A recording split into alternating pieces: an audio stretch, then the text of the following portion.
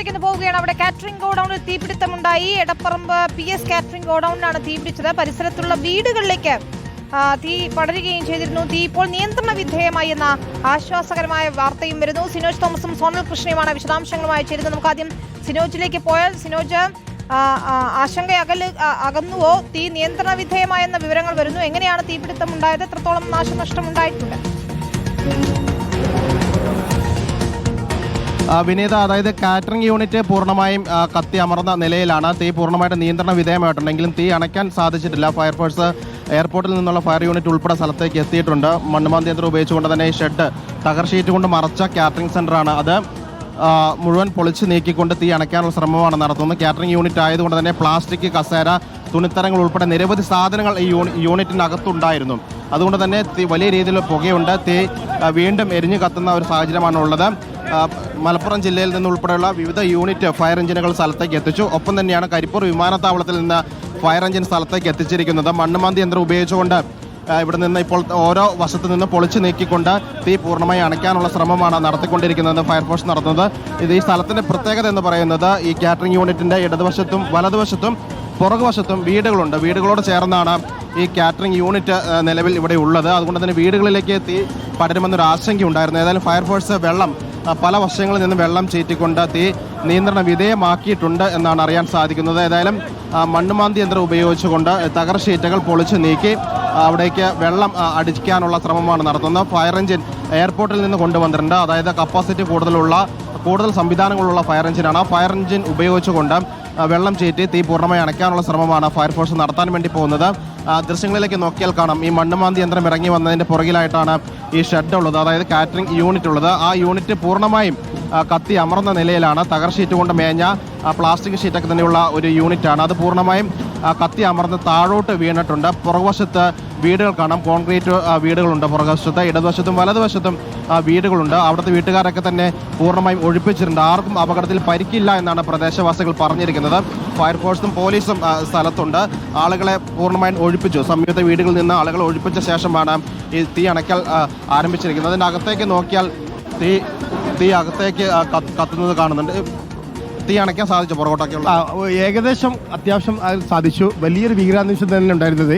കാരണം ആരും പ്രതീക്ഷിക്കാത്ത മാതിരിയാണ് ഈ തീപിടുത്തം ഉണ്ടായത്. പക്ഷേ അപ്പോൾ തന്നെ എല്ലാ ഭാഗത്തു നിന്നും ഫയർഫോഴ്സ് എത്താൻ സാധിച്ചു. ആൾക്കാർക്ക് പരിക്കൊന്നുമില്ലല്ലോ? ആൾക്കാർക്ക് പരിക്കൊന്നും പറ്റില്ല. പക്ഷേ കോഴിക്കോട് പിന്നെ നാശനഷ്ടങ്ങൾ ഉണ്ടായിട്ടുണ്ട്.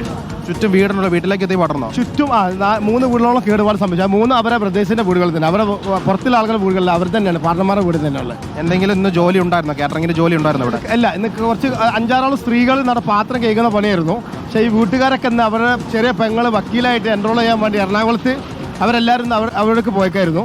ആ സമയത്താണ് ഇവിടെ ആകെ 4 സ്റ്റാഫ് ഉണ്ടായിരുന്നു. ആ സമയത്താണ് ഈ സംഗതി നടന്നത്. വീടുകൾ ആളുണ്ടായിരുന്നില്ല? വീട്ടിൽ ആളുണ്ടായിട്ടില്ല. ഇല്ല. സ്ത്രീകൾക്കൊന്നും പരിക്കില്ലല്ലോ? സ്ത്രീകൾ ഇല്ലല്ലോ, ഒന്നും പരിക്കില്ല. ഇല്ലല്ല. എത്ര മണിക്കാണ് സംഭവം കത്തി തുടങ്ങിയത്? കറക്റ്റ് ഒരു 2:15 സമയം, 2 മണി 2:15 സമയം. പാചകമൊന്നും ഉണ്ടായിരുന്നില്ല ആ സമയം? പാചകം ഒന്നും ഉണ്ടായിട്ടില്ല. എന്തോ ഒരു ഷോർട്ട് സർക്യൂട്ട് ആയിരിക്കും കാരണം പൊതുവെ ഇവിടെ ആളുകൾ ഉണ്ടാകലുണ്ട്. പക്ഷെ ഇന്ന് എന്താ പൊതുവെ പരിപാടി ഇല്ല. അതുകൊണ്ട് ഇവിടെ ആകെ 4-5 സ്ത്രീകൾ ഉണ്ടായി പോയി. ഇതിന്റെ ഓണേഴ്സ് ഒരാൾ ഷെഫീക്കുന്ന ഒരാൾ വീട്ടിൽ കടന്നുറങ്ങിയായിരുന്നു. അപ്പോൾ എത്തിപ്പോത്തിന് തീ ഒന്നായിട്ട് ആളിപ്പത്തി. ഇത് മുഴുവൻ തകർ ഷീറ്റ് കൊണ്ട് കെട്ടിയ ഒരു ബിൽഡിംഗ് ആണത്? യെസ്, തകരങ്ങൾ കൊണ്ടാണ് കെട്ടിയത്. അവരെ അകത്ത് പ്ലാസ്റ്റിക് കസേര, തുണികളൊക്കെ ഉണ്ടെന്നോ? യെസ്, ഫൈബറിന്റെ കസേരകൾ, തുണികൾ, അങ്ങനത്തെ കോസ്മെറ്റിക് സാധനങ്ങളുണ്ടായിരുന്നു. ഷെഡ് പൂർണ്ണമായിട്ടും കത്തിയല്ലേ? കുറച്ച് ഏകദേശം കത്തിപ്പോയിട്ടുണ്ട്. വീടിന് കുറെ കേടുപാടുകൾ സംഭവിച്ചു പോയിട്ടുണ്ട്. പുറകോട്ട് തീ പോയിട്ടില്ലല്ലോ? പുറകോട്ട് പോയിട്ട് ആ ഏരിയക്ക് പോയിട്ടിരുന്നു. പക്ഷെ അപ്പോൾ തന്നെ ഫയർഫോഴ്സിന്റെ ശ്രമപരമായിട്ട് അത് അണക്കാൻ സാധിച്ചു.